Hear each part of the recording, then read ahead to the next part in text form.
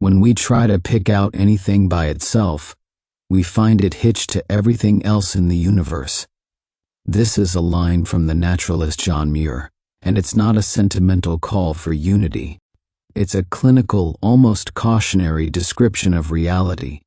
It tells us that the world is not a collection of independent objects that we can neatly isolate and analyze. It is a single, infinitely complex web of connections. We think we can pull on one thread without disturbing the others, but the web always proves us wrong. There is no more dramatic or beautiful proof of this than the story of what happened in Yellowstone National Park in 1995. For 70 years, the park had been without one of its key players, the gray wolf.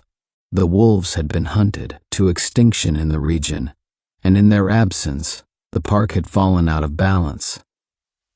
The most obvious problem was the deer and elk population, which had exploded without its primary predator.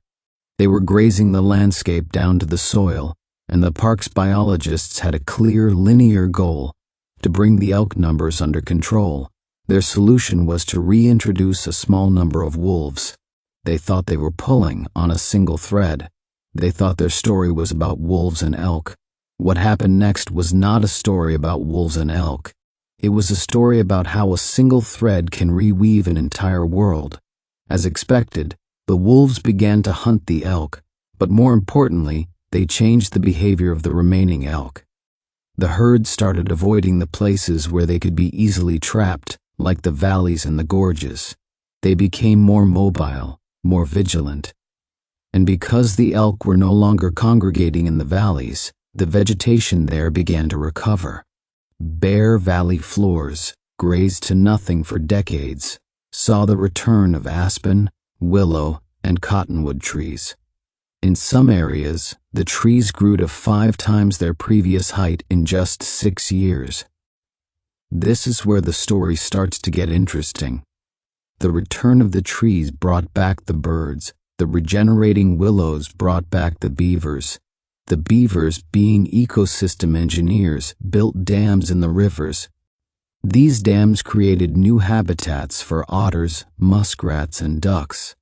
The wolves also killed coyotes, which meant the number of rabbits and mice began to rise. This brought back more hawks, more weasels, more foxes, and more badgers. The bears, who had been struggling, saw their population grow, partly because the new berries on the regenerated shrubs supplemented their diet, and partly because they could feast on the carrion the wolves left behind. The web was reweaving itself, but the most astonishing change was yet to come. The regenerating forests had a profound effect on the rivers themselves. The new trees stabilized the riverbanks, which collapsed less often.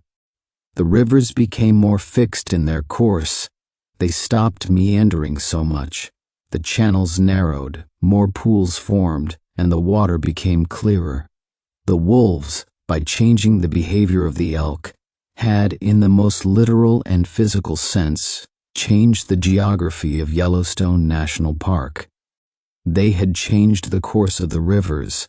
This story is not a pep talk. It is a lesson in humility. It is a stark reminder that we are constantly acting within complex systems we do not fully understand. We are taught to think in terms of simple cause and effect, to seek direct, linear solutions to our problems. We want to fix the elk problem, but the world is not a line, it is a web. The most powerful levers for change are often indirect. The solution to a dying river may not be a dam, it may be a wolf. The solution to a stagnant company culture may not be a new mission statement, it may be changing who has lunch with whom. This forces us to ask a different kind of question. Instead of asking what is the direct solution to this problem, we must ask, what is the keystone element in this system that, if changed, would create the conditions for the entire system to heal itself?